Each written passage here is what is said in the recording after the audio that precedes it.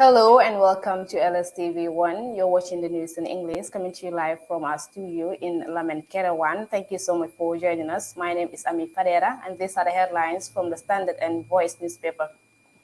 3 stand trial for murder of National Audit staff. President Barrow blacks Breakaway NPP parliamentary aspirants. Justice Minister calls Russia, Ukraine to immediately enter ceasefire.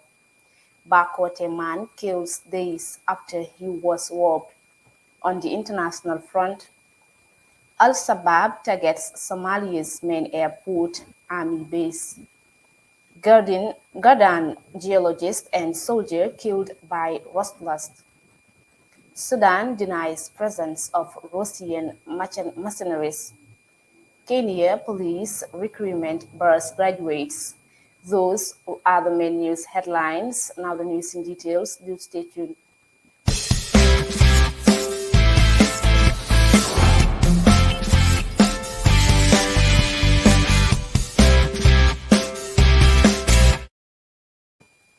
Welcome back. And now we begin our today's news with 3 stands trial for murder of National Audit staff. 3 persons accused of robbing and murdering Usman Jaju, an official of the National Audit Office, in September last year, yesterday appeared before the High Court charged with 4 counts of conspiracy to commit felony, robbery, and violence and murder.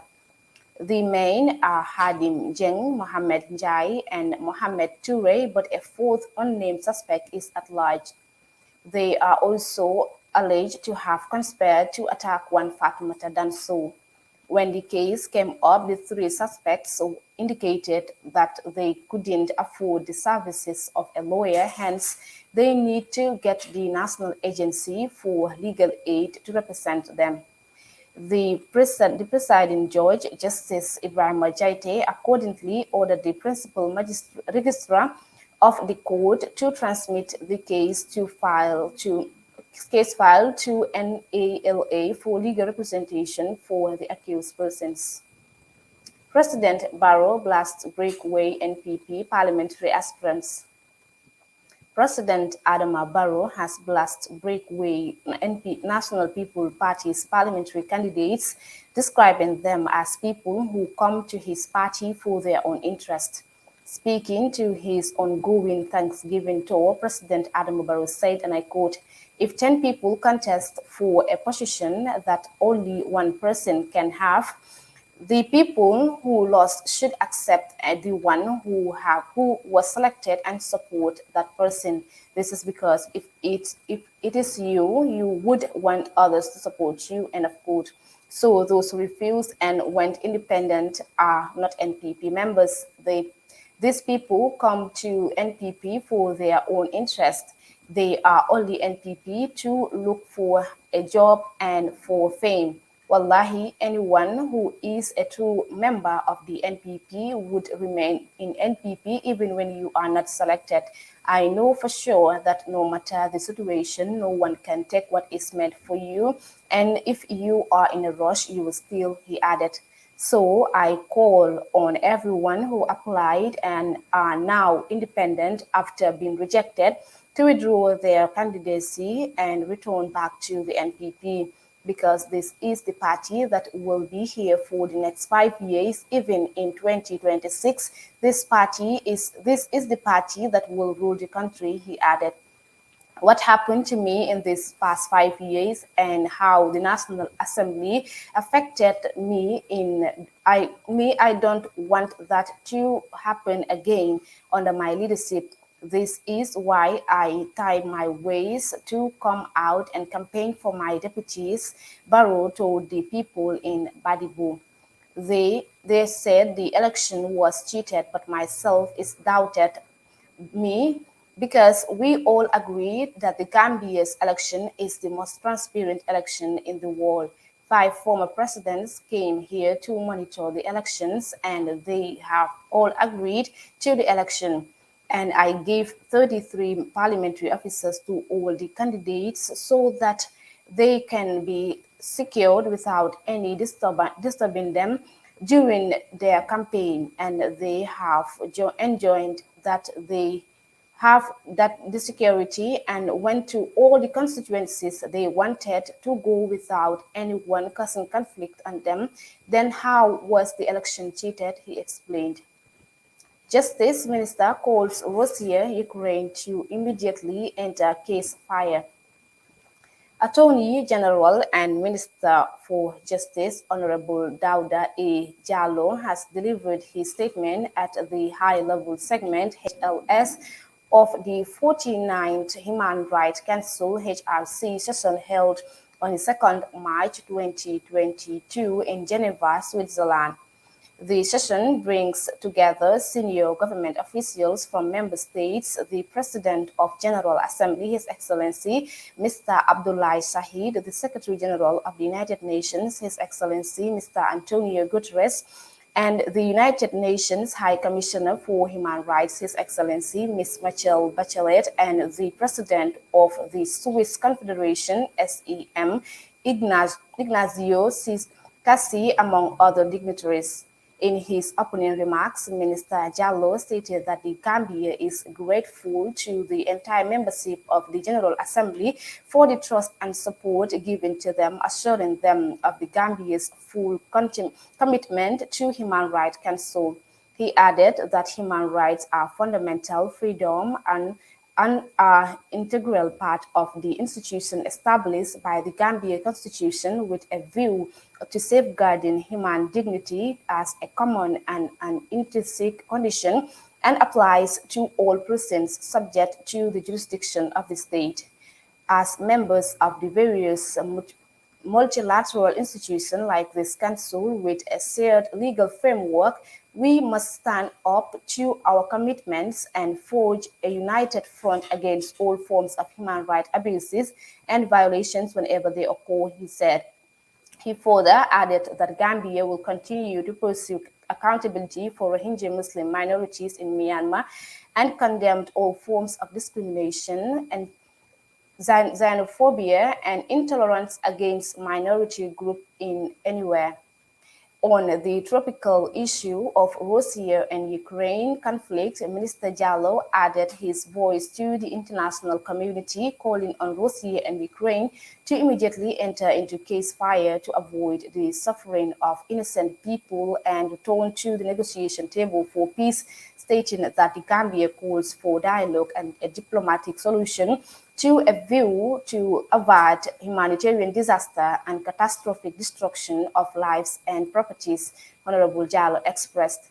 On COVID-19 vaccine, Minister Jallo called on the Council to amplify its condemnation on the ongoing vaccination appetite and ensure that there is universal access as well as equal distribution of vaccine to the developing world.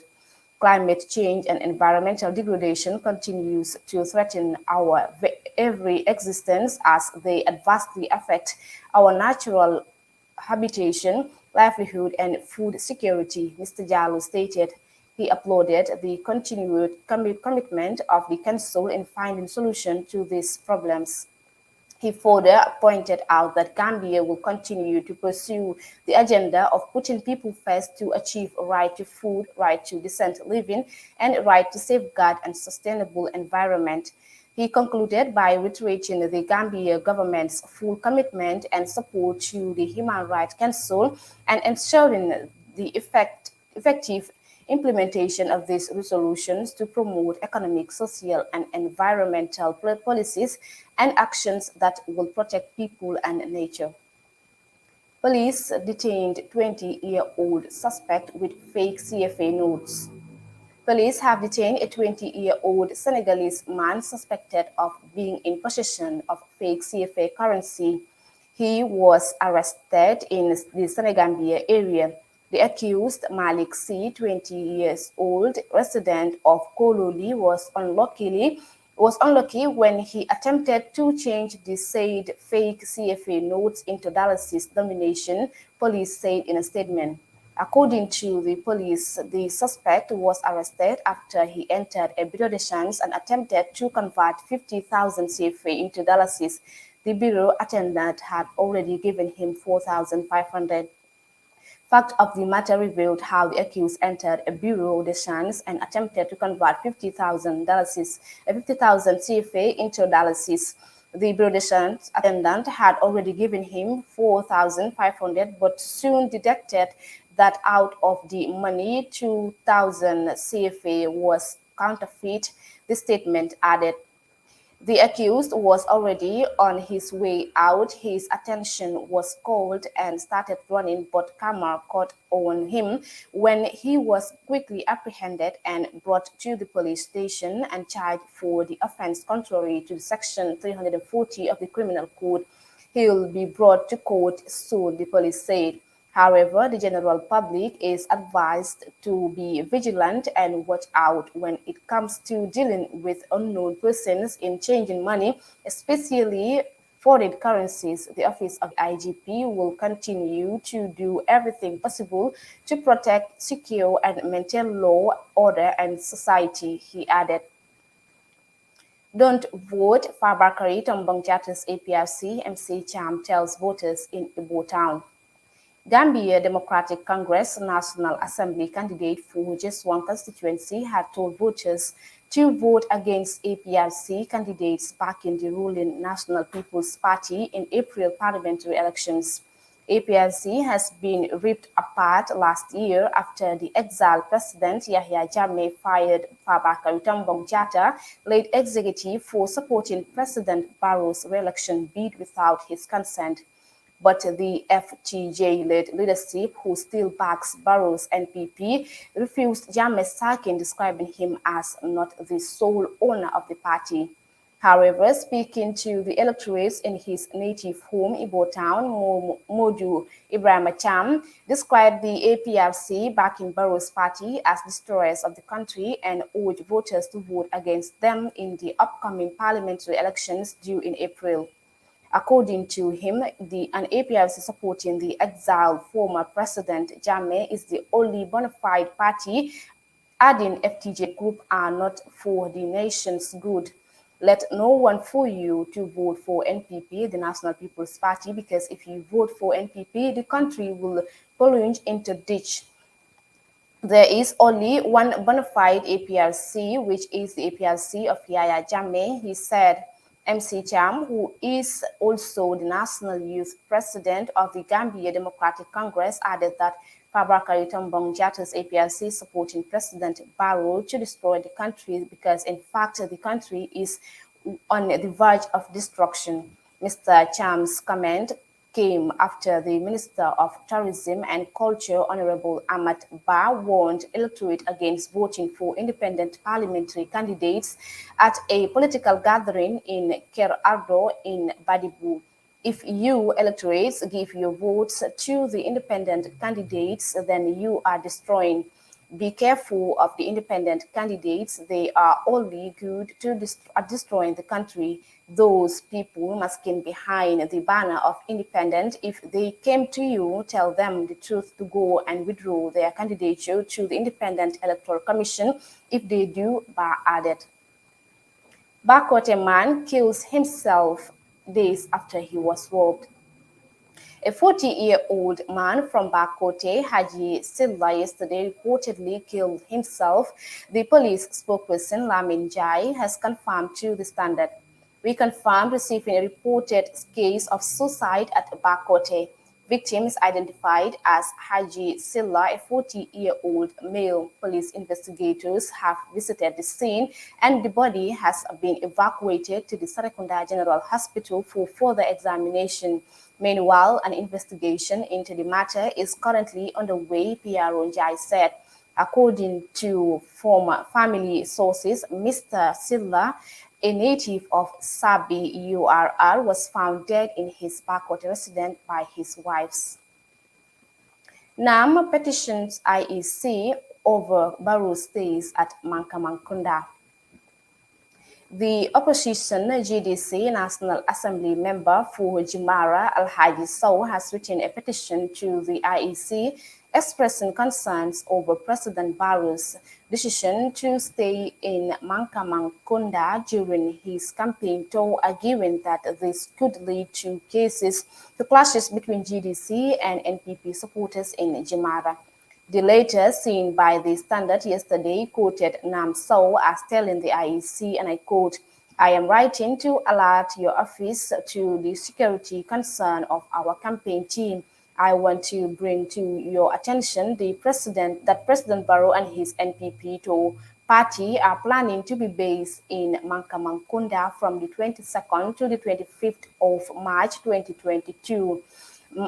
2022, these days are already approved by the IEC as our campaign settled in the same area and elsewhere in the constituency, as we would be using the highway where the president's house is located on the daily basis.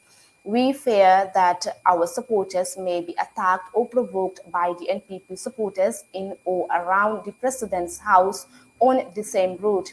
Mr. Sow also copied similar concerns to the governor, the regional police commissioner, and the inter-party committee. When contacted for comments on the matter, Mr. Sow elaborated, and I quote, "I am raising the alarm here because we have experiences that whenever the president is based in Mankamangkunda, his supporters would provoke us, and I am alerting the IEC because this time around, if they provoke us, we will retaliate without a second thought. We want the IEC to advise President Barrow to stay in Basse instead of Mankamangkunda or provide us with security escort because nothing will stop us from using the main highway to campaign," so said, end of quote. Okay, viewers, those were the main national news. We go with a quick break, and when we are back, we continue with some international stories.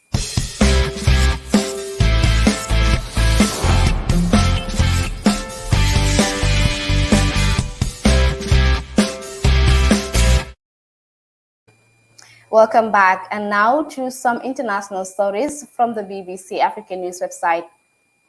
Al-Shabaab targets Somalia's main airport, Amie base. Somali state media says the security forces have thwarted an attack on a military base at the sprawling international airport complex outside the capital, Mogadishu. It says two jihadists were killed as they tried to force their way in. A column of smoke can be seen rising from the area, which hosts international peacekeepers, the offices of UN organizations and diplomatic missions, as well as hotels. The Islamist group Al-Shabaab said its militants had attacked the biggest foreign military base in Somalia. Attacks by Al-Shabaab have become more frequent whilst Somalis have been voting in much delayed parliamentary elections. Gadan, geologist and soldier killed by rustlers. Coastal communities in the region often move across borders in search of pasture for their livestock. The Ugandan army had retrieved the bodies of 2 soldiers and 3 government geologists who were killed in the northeast region of Karamoja. The geologists were on a mission to collect soil samples in the mineral-rich region. Their bodies had been handed over to the Energy Ministry. Military spokesperson Brigadier Flex Kuliagi told the BBC. He said that the attackers were Turkana cattle rustlers from across the borders in Kenya, and they had ambushed the group about 40 kilometers from Moroto town. The Turkana are said to have collaborated with the Mataniko or Karimonjong clan from Uganda. Coastal communities in the region often move across borders in search of pasture for their livestock, especially during long dry seasons. But cattle rustlers also exploit weak border controls or organized raids.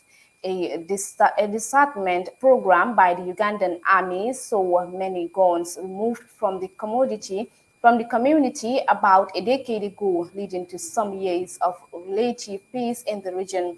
But with improvement to roads and with mobile phones access, cattle rustlers cattle rustling has become more a commercial affair, and the army began a new disarmament campaign last year. Sudan denies presence of Russian mercenaries. Sudan's military leaders have maintained strong relations with Russia, with Hemeti are visiting Moscow last month. Sudan has denied the presence of a Russian private military contractor in the country. The denial follows a joint statement by British, American, and Norwegian envoy that Wagner Group personnel had been engaged in social media disinformations and illegal gold mining in Sudan. The Sudanese government wishes to deny this report in totality, Sudan's Ministry of Foreign Affairs said. The authorities accuse the Western diplomats of attempting to draw Sudan into an ongoing war between Russia and Ukraine. Recently, Sudan's deputy leader, Lieutenant General Mohammed Hamdan, known as Hemeti Delgado, visited Moscow and was in the country on the day Russia invaded Ukraine. Russia's mercenaries have been accused of committing human rights abuses in neighboring Central African Republic, CAR. Western countries also says Wagner mercenaries have been deployed in Mali. The parliamentary group has thousands of fighters in Libya, where they have been backing renegade General Khalifa Haftar against forces loyal to the government in Tripoli. Sudan's former long-serving president Omar al-Bashir was an ally to Moscow since he was toppled in 2019 amid mass protests. The country's military leader have maintained strong relations with Russia. In a meeting with President Vladimir Putin in the Black Sea report of Sochi in 2017, Bashir had sought Moscow's protection from what he called aggressive act of the United States. And now to our last story on the international news. Kenya police recruitment bars graduates. The police force is reportedly keen to avoid pay disputes within its ranks.